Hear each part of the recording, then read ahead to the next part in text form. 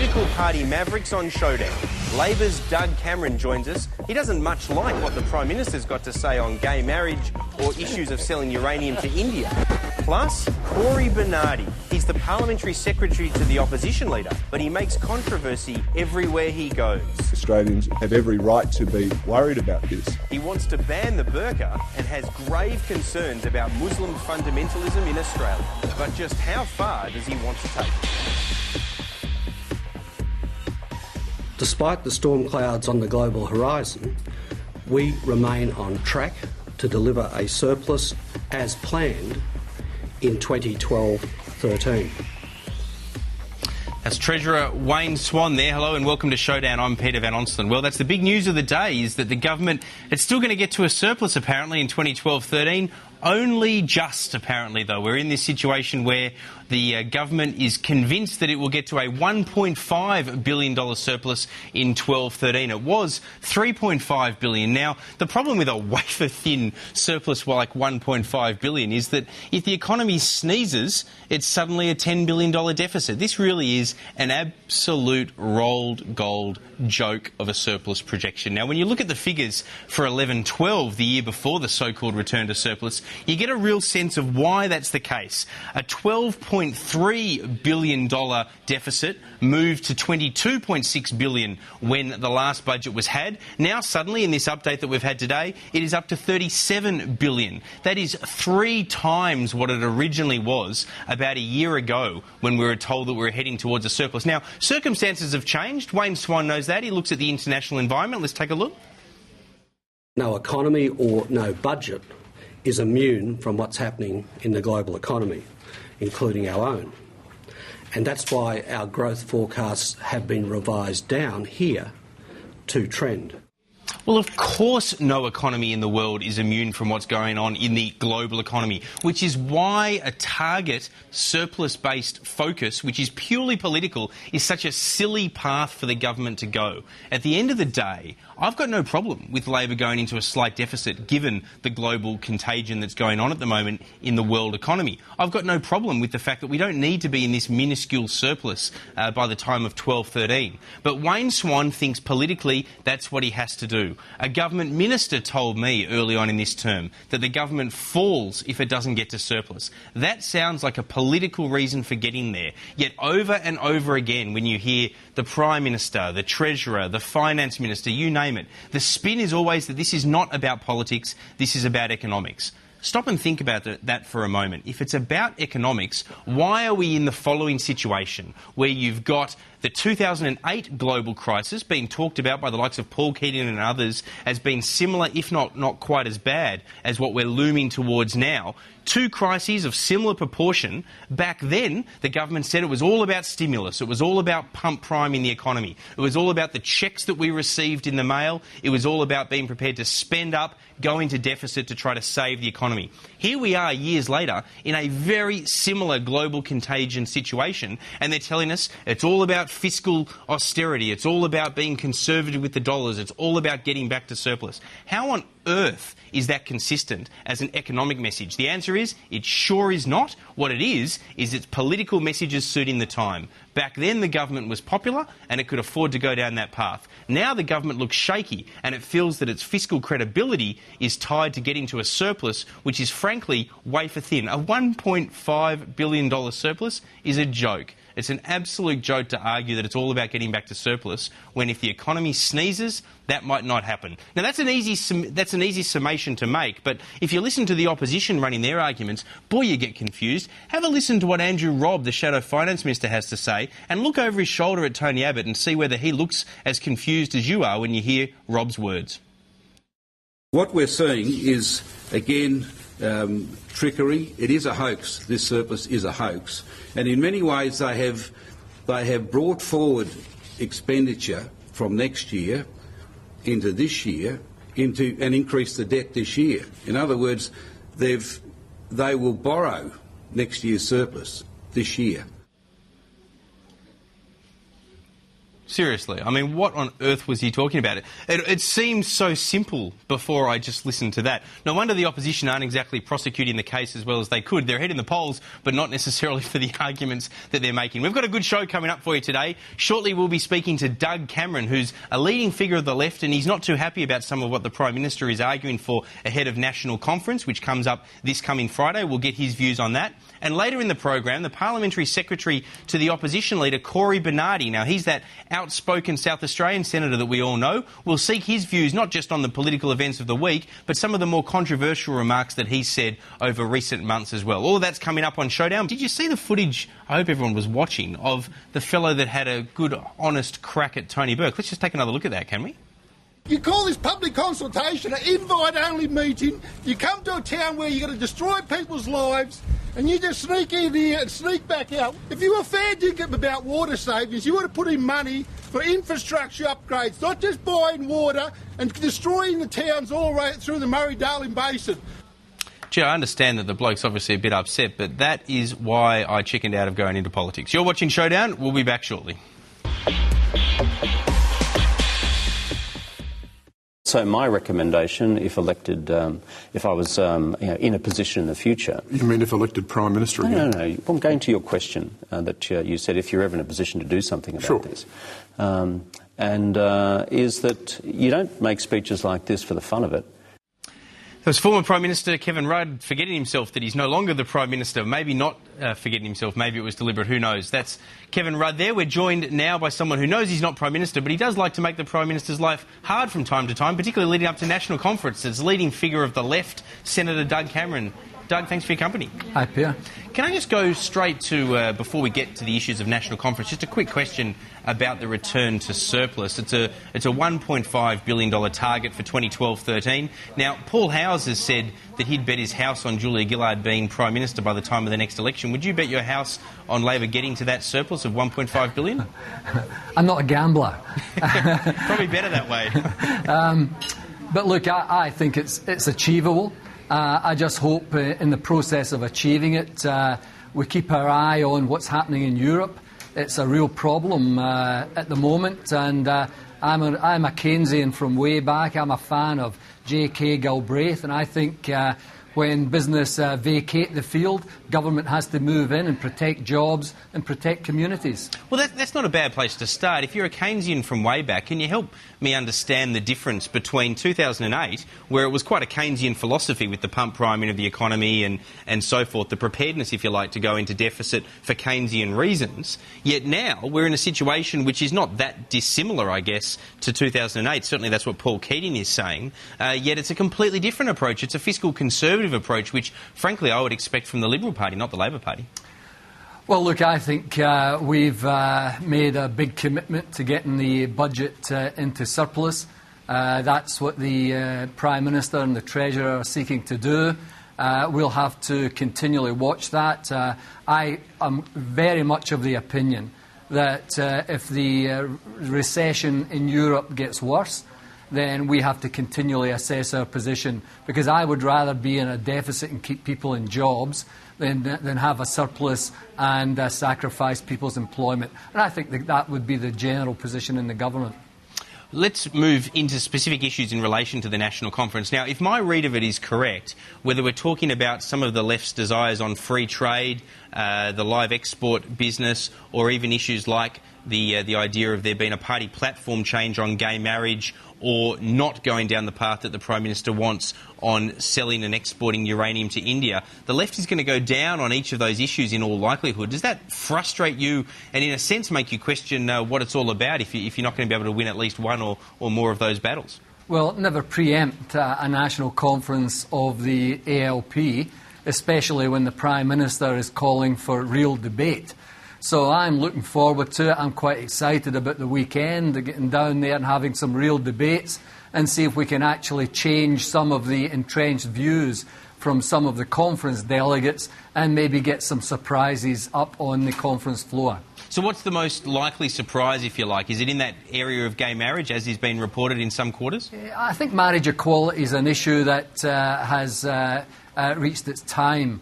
I think the public are accepting of it. I think the majority, and I mean the big majority of ALP members I talk to have said we should just get on with it. It shouldn't be an issue that's distracting the party from the big economic issues that we're facing, but it is an important issue for people who are gay and lesbian and transgender, and we should just let them have the same rights as everybody else. If they love someone, they should be allowed to marry. Well, that's the same view that I've got, but then you've got a situation which is somewhat ironic, isn't it, that on the one hand there's the discussion about, even from the right, trying to allow a conscience vote for Labor MPs on the floor of the Parliament on the issue of gay marriage, but then there are factions imposing factional discipline, and I'm thinking in particular of the Shoppies Union here and Joe de Bruin looking to insist that their members vote a certain way over whether or not the party platform changes. Shouldn't it be a conscience vote on both counts, in the party conference as well as on the floor of the Parliament? No, well, in relation to a conscience vote, I think people should be allowed to exercise their views on the conference floor. But if the party then determines that we should change the platform and that marriage equality should be the platform of the party, then I don't see why it should be any different from any other issue. This is not a religious issue, this is a social issue, and then that should be a binding vote on all parliamentarians, all Labour parliamentarians. But what about people, I mean, I'm with you on the issue of gay marriage, I support it, but that said, I'd probably be reticent to insist on someone that holds a religious view where their religion has a problem with gay marriage. I'm thinking of Catholics, for example, and forcing them, as a result of being a member of the Labor Party, to have to vote for gay marriage in a binding structure in the Parliament. All they're likely to do is walk away from the party, aren't they? Well, we're not asking anyone to act against the religion because this is a civil issue. You see, I agree it's a civil issue, but I don't think that a lot of people that take a religious view about this see that the same way as us. Well, they should get real, and they should understand that this is a civil issue, and this is not an issue of religion. And no one is saying that any of the churches in this country should be forced to carry out a marriage between two people if it goes against their culture, because it's not a religious issue, it's a cultural issue. Let's move on to the issue of uranium mining and the export of it to India. Now, this is something that is also likely to be a pretty contentious issue on the floor of the Parliament. Now, on the floor of the National Conference, I should say. Now, the Prime Minister has been pretty strong in what she thinks about this. She didn't talk to Kevin Rudd about it much beforehand, but he has backed her in her position on it. There's almost no chance, is there, that the left are going to win on this, even though senior figures, not just yourself, but right across the left wing of the party, have got a real problem with it. Yeah, I have got a real problem with it. I just cannot for the life of me understand why, after 40 years of supporting the proper principle, and that is the Nuclear Non-Proliferation Treaty, we would suddenly decide that we are not going to follow those principles.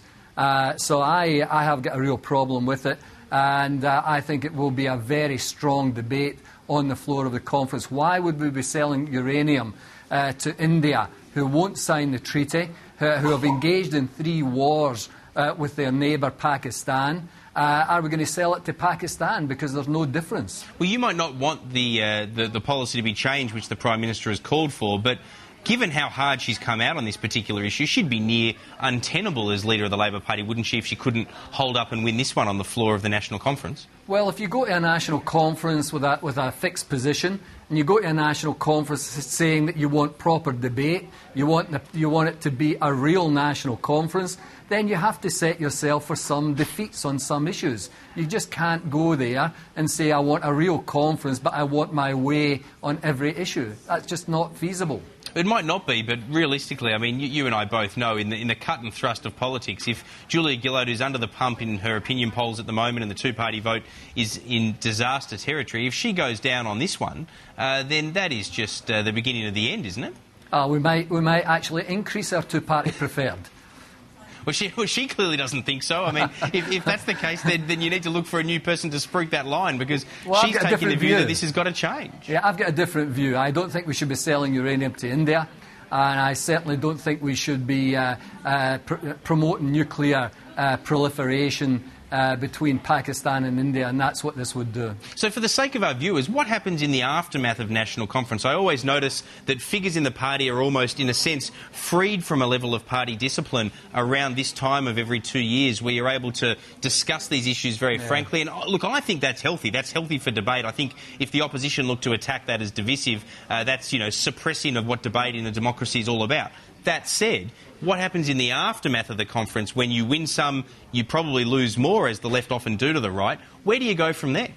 Well, you have to do what I've done over many years, take a big gulp it down, and get on with the team game. And that's what happens in the Labour Party. And I just hope I can get some, I can, along with the left, get some victories over the weekend. But if you can't, where does that leave you? I mean, I understand the concept of the team game, but the team game's only fun if you're not playing backstop and batting at number 11 and not bowling. And in a sense, if the left go down on a whole range of issues, that's how the left starts to feel, isn't it? It's one of the reasons you'd have to agree why there's been such a decline of the vote and a sapping of the vote to the Greens, surely. Well, you see, I think where it leaves the left is to continue to fight strongly, and I think reinvigorated in terms of our fight against a range of issues internally within the party. If we don't get equal marriage, then it won't go away. It'll still be a debate. If we export uranium to India, it will still be a debate within the party. These are issues that don't go away. But a lot of the debate will go on behind closed doors. I can see how that holds for the gay marriage argument. There's a bit of an argument there that a progressive party will get there eventually, and its time isn't now if it doesn't get there now. But the other issue, the example of exporting uranium to India, I would have thought that once you allow that to happen, trying to stop it or change it is like trying to turn back the tide. Yeah, pretty difficult. I agree with that. But that's why we're fighting so hard on it now, and why we're saying that we should not be exporting uranium to a country who has been in 3 wars with its neighbour, who also have nuclear weapons. I just don't believe it's the right thing to do. So one final area, if I could just sort of probe into this, is there anything that is there any unexpected outcomes that you're looking at for this coming Friday, Saturday, Sunday at Labor National Conference? Oh, it's a difficult question. I mean, always expect the unexpected, especially if you're going to have a real debate at the conference. I would hope that we can make some policy changes in a range of areas. I hope that we can ensure that the so-called free trade agreements that we're looking at negotiating are done in an open, transparent way, and that the policy of the party continues to support multilateral approaches. I hope that we can get more democracy in the party. I hope that we can break the stranglehold of some of the apparatchiks in the party. Well, let me ask you about that, Doug Cameron, because that's some of what Kevin Rudd was talking about on Sunday. Now, I saw that you don't wholly agree with his remarks in some reporting of what you've said since then, but is he at least on the right track, I suppose, in the kind of extent of party reform that he's looking for, as opposed to the more minimalist construct that someone like New South Wales State Secretary Sam Dastyari is talking about? Oh, absolutely. I mean, I just think you've got to try and get a balance on this, and I think the balance that the left are proposing is the proper balance. And all the arguments that are being put up from the right are really about vested interests, are really about the status quo, are about making sure that the rank and file of the party don't have a voice, and all the power is in the hierarchy of the party. I want to change that, and so do the left. Well, if you want to change it, how badly do you want to change it? Because Kevin Rudd had a slip of the tongue on Sunday where he basically was starting to suggest that if he was Prime Minister, he'd have the authority to really go down that path hard. Is that something that you're open-minded to if you can't get what you want before then? No, the Prime Minister is my leader, and I support the Prime Minister, and she's got the support of the caucus. All right, on that loyal note, we'll let you go. Doug Cameron, we appreciate you joining us on Showdown. Good, thank you. When we come back from the break, we'll be speaking to Cory Bernardi, certainly a philosophical change of pace from Doug Cameron. I'm sure that both senators would agree with that one. He's out of South Australia. We're going to talk about the issues of the day, but we're also going to get into some of the controversial remarks that he's made over the months before. You're watching Showdown. Back in a moment. Welcome back. You're watching Showdown, and we are joined now out of South Australia by maverick Liberal Senator Cory Bernardi. Mr Bernardi, thanks for your company. It's a pleasure to be with you, Peter. Are you a maverick? Would you consider yourself a maverick? No, not at all. In fact, most of the ideas and concepts that I raise are entirely consistent with Liberal Party policy and philosophy. And sometimes they conflict with how the press wants us to think, but they're in connection with mainstream Australia. All right, well, we'll get to some of those in a moment, but just a quick reaction from you to the Doug Cameron interview. What do you think about the issues that Doug Cameron's going to have going into Labor National Conference? Is he going to get his way? Oh, Doug knows he's going to lose every single one of them. He's like an ageing prize fighter that has to go a few rounds with the champ to earn his money, and he'll go there and he'll pretend that he's taken Julia Gillard on and she's a strong leader for beating him. But there's nothing more certain than he'll lose every argument this weekend. Well, I tend to agree with you about the certainty of it, but do you really think it's as stage managed as that? I would have thought that he'll walk away pretty annoyed at the end of not getting his way on at least one or two of those issues. Oh, I think Doug is a person of personal belief and conviction, but make no mistakes, he's allowed to go out there and do this. He's empowered by the Left Caucus to do it in the full knowledge that Julia Gillard will get her way. And this is stage managed to the sense that they want Julia Gillard to appear like a strong leader, and they want her to see that she's dynamic and leading the party, whereas we all know it's the faceless men that lead the Labor Party and are telling Julia Gillard what to do. You would have been watching the budget update by Wayne Swan today, the same as the rest of us. Now, we've seen that we've gone from 3.5 as the projected surplus for the return in 12-13 down to 1.5 billion. Now, I'm sure you're as cynical about that return to surplus as I am, but you must also be cynical about how the coalition is going to make its numbers add up when you're doing things like, for example, adopting the super policy just without the funding mechanisms to achieve it. Well, firstly, Peter, I don't believe this government will ever return a surplus. No Labor government has done that for 21 years. I mean, this last year, in the forward estimates, we're already seeing the predicted budget blowout deficit go from $22 billion to $37 billion. That's $15,000 million that this government didn't predict they'll need. So there's nothing surer than not only Doug Cameron losing this weekend, but that this government will not return a surplus next year. So what do you do if they do, though? Like, if they get to it ahead of the 2013 election, which is what they're projecting? Now, we may be sceptical whether they'll get there, but let's assume that they do. If they get there, grabs like you've just given, Joel Hockey's been giving them across the media for months and years now. If they do get there, it's egg on your face for the coalition, and that's just going to lend credibility to an economic case for the government, surely. Well, we're confident that this government cannot manage taxpayers' money effectively or efficiently. That's been proven in the 4 years that they've been there. Remember, we had $70 billion in net assets, we had a $20 billion budget surplus, and now we're $136 billion in debt.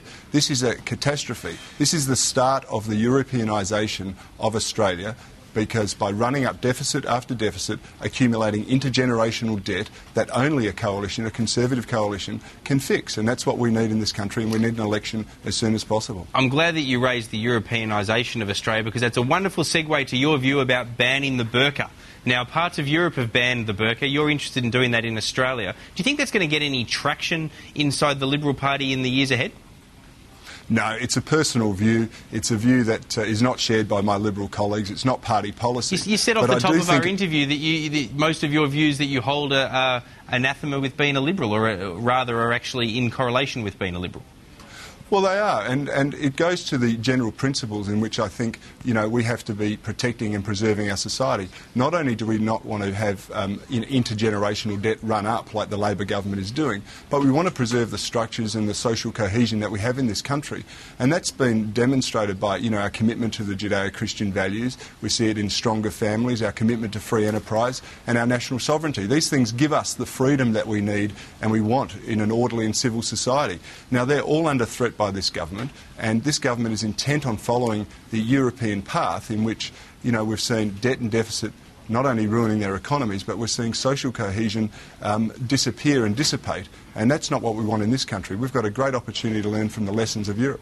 But putting aside for a moment the attacks and the criticism of the government, I'm a small L Liberal, and as a small L Liberal, I always find it curious what I see as an inconsistency amongst Conservative Liberals, where they agree with me on the economic policy imperative. So whether we're talking about industrial relations policy or as a specific backing Qantas, if you like, in its dispute with the unions, that's something that myself and Conservatives are on the same page about. But I don't understand why you can be an economic liberal and want the government to stay out of people's lives in the economy on the one hand, but then suddenly become a social conservative and want the government to interfere in people's lives in the decisions that they make in their bedroom or the decisions of individuals making choices over something like, for example, the banning of the burqa. I wonder how you marry the two. Well, certainly some of them are personal views and they come from upbringing or personal convictions or belief systems. But we also don't have unfettered freedom in this country. We have structures that limit people's ability to make decisions that are not in the national interest and not in their own personal interest. Now, where do you find the balance in respect to that? Well, let me give you a case in point that when I first raised the issue that the government was being complicit in making radical changes to our financial system to accommodate Sharia-compliant finance or Islamic finance, I was mocked and derided. And yet, some months later, the government was forced to admit that was indeed the case, and they've ruled it out entirely, as has the coalition. Now, these things are about the type of country we want to see, what the protecting and preserving the Australian way of life, and certainly not everyone will agree with me, I don't expect them to, but it's a valid perspective to put forward, and we should be engaging in the battle of ideas rather than stage managing them and having preordained outcome like the Labor Party does. So rather than stage manage them, you'd be in agreement that it's a healthy thing, however, to have a level of public debate, because it strikes me that the Liberal Party of today versus 20 years ago has become much more controlling, if you like, in its messaging and in its professionalism. Now, that might help it win elections, but it stifles the very debate that you're talking about. Well, I'm pleased you regard the Liberal Party as a professional party, because indeed we are, and we have a very good message, and it's a consistent message for the Australian people that we're interested in their opinions, we're interested in their values and not foisting our values on them. Sure, but Senator, you know what I'm talking about. I'm talking about whether or not there's open debate to come to positions, as opposed to, if you like, the leadership group worrying about getting into government more than what they want to do once they get there by debating the issues. Well, I can assure you that the Liberal Party is connected deeply to its grassroots. I mean, we've seen that in the emissions trading scheme debate that was later abandoned by the Rudd government and indeed caused his demise. So, you know, we know that the grassroots reflects mainstream Australia's views, and that's reflected by the broad breadth and range of talent that is on our front benches and on our back benches, quite frankly. And this is encouraging for anyone that wants to get into Parliament, that the Liberal Party is the party of opportunity. You don't have to be a union stooge in order to get on. All right, you've just turned the last 30 seconds of the program into an advertisement for the Liberal Party. But, Senator, please stay with us. When we come back, I want to ask you a few questions, specifically about the Murray-Darling Basin. But I also want to get into what were you thinking by offering to host Geert Wilders, that Dutch, somewhat controversial politician, when he was coming to Australia. But we'll ask you about that after the break. We'll be back in a moment. You're watching Showdown. We're not looking at anything arbitrary here, Kieran. The government's had more than 4 years to get this right. The Water Act was passed by this Parliament before the Labor Party was elected, more than 4 years ago. They were elected more than 4 years ago. Here we are now, and they're presenting a plan that doesn't manage to detail where the water comes from or where it's going to go. Now, that's hardly any sort of plan. That's the opposition water spokesperson Simon Birmingham, a fellow South Australian of our current guest Cory Bernardi, condemning, if you like, or certainly criticising the government's Murray-Darling Basin plan that was released earlier in the week. Let me ask you, Senator Bernardi, is it likely that you'll oppose this plan in the Parliament and side with the Greens? It would be far too early to make a judgment call in respect to that. There's a lot of detail that's missing from this plan, and I've heard both Senator Barnaby-Joyce and Senator Simon Birmingham articulating that. My understanding is, from a South Australian perspective, they already understand they're going to lose 100 gigalitres of water, but there's going to be an additional amount Is that such a bad thing, though, South Australia losing all that water? Because you guys are at the tail end of this river. It must be pure putrid by the time it gets to you. Well, the environmental flows are certainly important, but so is the Murray-Darling Basin for the security, food security and prosperity of South Australia. But so we want to see increased environmental flows, but our communities cannot plan with any certainty, because this basin is full of, this basin plan is full of uncertainty and lack of detail, and it's going to stretch out until 2019. The problem with this government is they're either dealing with a 24-hour news cycle or they're dealing with something that's going to take place in 2020. We need responses to serious problems now. The government has had a long time to do this, and it's only right that we ask for more detail in respect to it. I played some comments earlier in the program from your shadow finance spokesperson, Andrew Robb. I just want to play those again and get a reaction if I can. They have brought forward expenditure from next year into this year and increase the debt this year. In other words, they will borrow next year's surplus this year. Do you mind? Can I just get you to interpret that for me? Well, in Andrew's comments that I read earlier today, he was saying that what they've done in some programs, and I can't specifically remember the program he was talking about, but they've extended the expenditure in this year, say, for $200 million, and then next year there's only a $1 million expenditure, and then the following year there's another $200 million expenditure. Well, why couldn't he have just put it as simply as that? That makes sense to me, but what Andrew Robb said left me feeling dumber for the experience. Well, I don't know the context that he said it in, but it was very clear to me that this is what the government has done, and I think that they're playing a smokes and mirrors trick, or a three-card Monty, I think, with the Australian people. Well, I'll agree with you about that. I think that it's what we call cooking the books, would be the way that I'd put it. That's the way I've worded it in a column tomorrow. I think that they're moving money around so that they get back to this $1.5 billion surplus for 1 year, and God knows what goes on either side of that. Looking forward to it, you'd have to agree they've gone from, what was the figure, $12.3 billion a year ago to $37 billion for the coming financial budget. That is a bit of a joke, but I'm not going to give you a free kick on that, Senator. I want to ask you about the Dutch politician Geert Wilders. Now, I've been reading some of the reports about this. I've probably mispronounced his last name, but you apparently provoked a little bit of outrage and you distanced yourself from his visit, but initially that you were playing the role of chaperone, if you like. Is that accurate? No, it's not accurate at all. I undertook a study of some areas in Western Europe to see about what was happening in regard to migration and social cohesion, as any parliamentarian who was interested in this area should. They should undertake a study trip to ascertain the facts for themselves. But you must have known you were going to get accused of extremism by hanging out with figures as controversial as this fellow.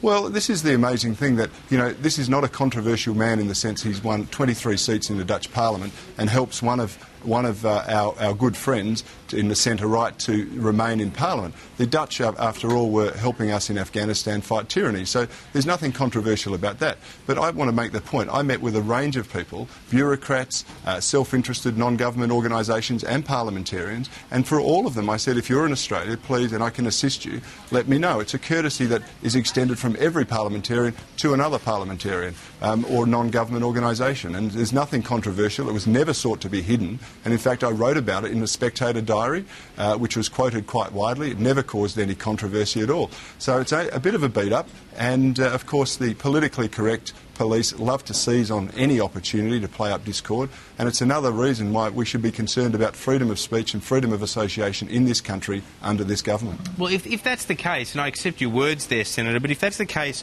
why did you, or is this an inaccurate characterisation from some of the reports in it, why did you move to distance yourself from his visit? Was that on the say-so of the Leader's office? Was there a concern, rightly or wrongly through political correctness, that this would somehow be a distraction for the opposition?